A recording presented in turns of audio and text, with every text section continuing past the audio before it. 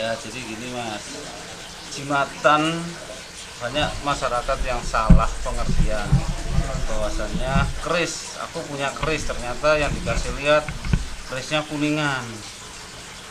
Punya semar, ternyata dikasih semarnya kuningan. Nah, ini yang saya maksud adalah kategori jimatan. Jimatan atau keris asmaan. Jadi biasanya ini untuk orang datang ke orang pinter atau dukun, punya hajat tertentu dikasih pegangannya, tapi diasmain dulu, diasmain. Jadi ini tidak bisa sampean kasihkan lagi karena dia sudah dirapal di sini nama sampean. Beda kalau dengan pusaka keris yang dari buatan empu. Ini saya kasih contoh yang untuk jimatan. Banyak lagi, ada kantil, ada cabuk cemeti, macam-macam ragamnya banyak. Masyarakat di kita ini masih banyak yang seperti ini. Ini yang kadang-kadang dikategorikan syirik. Sebentar, saya potong. Ini yang bikin siapa ya? Sembarang orang bisa bikin berarti Ya, ya? ini diproduksi home industry. Home industry. Ya, dan ini jelas keris baru. Artinya era-era sekarang ini di pasar kaki lima banyak dan ini murah-murah. Jadi jangan tertipu, jangan tertipu sampai keluar uang berapa ratus ribu sampai jutaan hanya untuk dapatkan benda seperti ini. Kalau gini, kembali lagi Pak, lebih detail ya, detail. Ini tujuannya untuk apa? Itu tadi untuk masyarakat. Contoh secara umum lah gitu Ya, ya. misalnya dia mau masukkan anaknya ke kerja, atau yang sudah bekerja ingin disayang atasannya dikasih jimatan semar mesem. Oke. Atau yang pengen cari jodoh, atau yang pengen dikasihanin, jadi atasannya iba, biasanya dikasihkan semar mesem. Untuk usaha penglaris dikasih naga kikik seperti ini. Nah, terus untuk kolektor biasanya dikasih cabuk cemeti, kantil, macam-macam. Itu adalah tujuan mereka. Dan itu biasanya ke dukun atau orang pinter, bahkan di beberapa pun juga ada yang pakai raja untuk melindungi rumah dan lain-lain. Itu adalah istilahnya saya bilang jimatan. Berarti Beda nanti dengan pusaka yang selama ini kita bahas, yang topik kita yaitu ini kan beda yang dari empu ya. ya. Oke, gitu ini.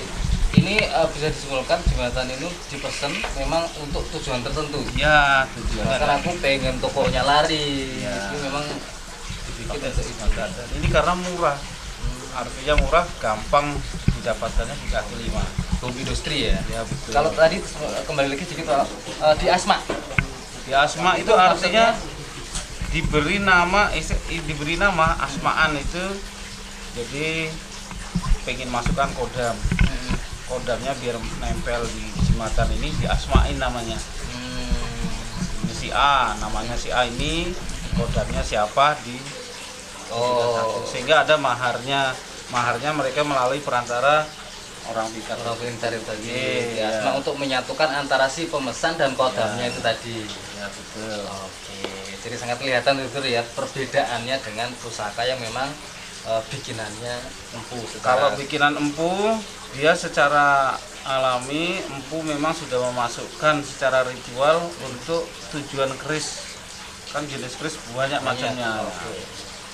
Nah, oke, sekarang kita membahas itu tadi sekilas tentang apa namanya jimatan, kurang lebih seperti itu tadi. Sekarang kita masuk ke pembicaraan selanjutnya. Tadi sudah disinggung keris ya, itu memang diciptakan oleh empu dengan dapur dan makna dibalik itu semua. Ya. Nah, sebenarnya kalau kita ngomong keris atau pusaka itu ibunya atau mbok-mbokane keris itu sebenarnya dapur apa sih? Apakah dapur brocol kah atau apa? Apakah Ya. apa itu?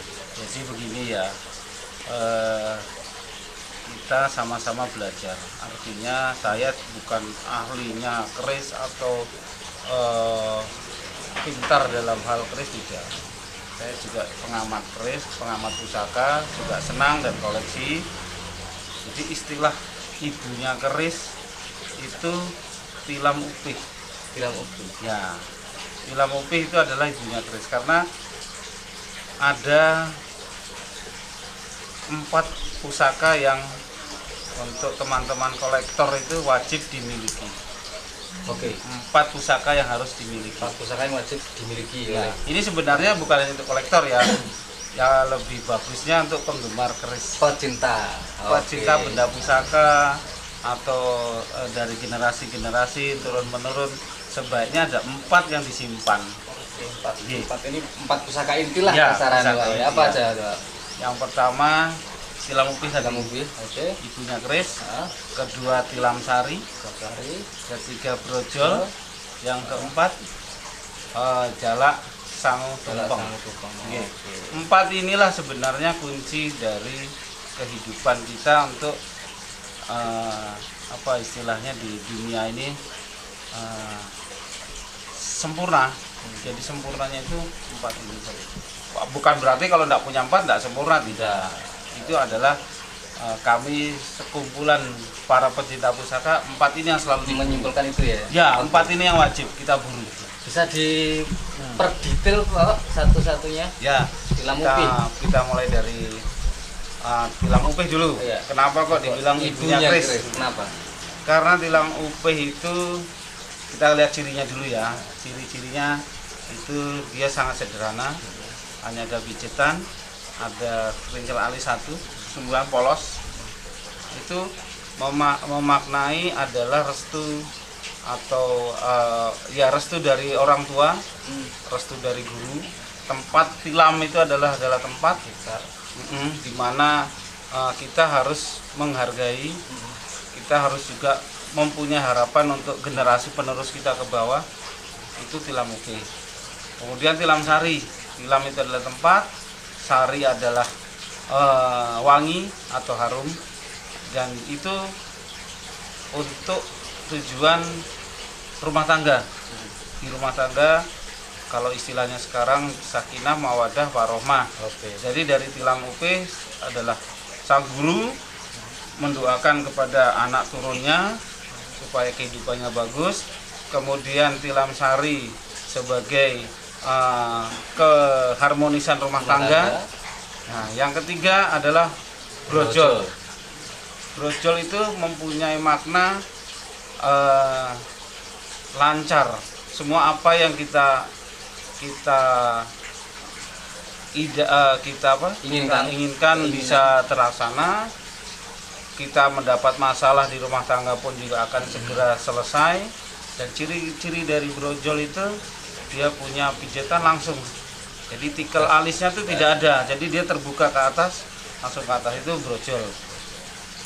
Yang terakhir jalak sangu tumpeng. Nah, jalak sangu tumpeng itu mempunyai makna sebagai apa yang ada itu kita tercukupi semuanya. Jadi makan ya. Ya, pangan. termasuk sandang, pangan, papan, kemudian kebutuhan-kebutuhan lain, namanya jalak sangu tumpeng. Jadi kita sudah dicukupi semuanya. Jadi kita dapat restu orang tua, upih, kita harmonis rumah tangga, dalam sari, segala keinginan kita bisa brojol semua, masalah pun juga bisa diatasi. Kemudian apa kebutuhan kita semua terpenuhi. Ya, 4 pusaka ini sebetulnya yang harus kita punyai untuk para pencipta atau kolektor. Kalau yang lain-lain itu adalah pendamping, terserah. Yang look sekian ini semuanya looknya lurus semua. Tidak ada yang look ya? Ya, tidak ada yang look. Oke. Walaupun look nanti pada akhirnya pasti lurus. Ada enggak keris look di sini? Enggak ada. Ada. Nah ini, akhirnya atasnya kan lurus. Iya. Kalau ini berliku-liku, tapi atasnya tetap lurus. Coba cari ada nggak yang nggak lurus? Pasti lurus semua. Iya. Jadi endingnya tetap lurus ya. Ya, endingnya pasti lurus.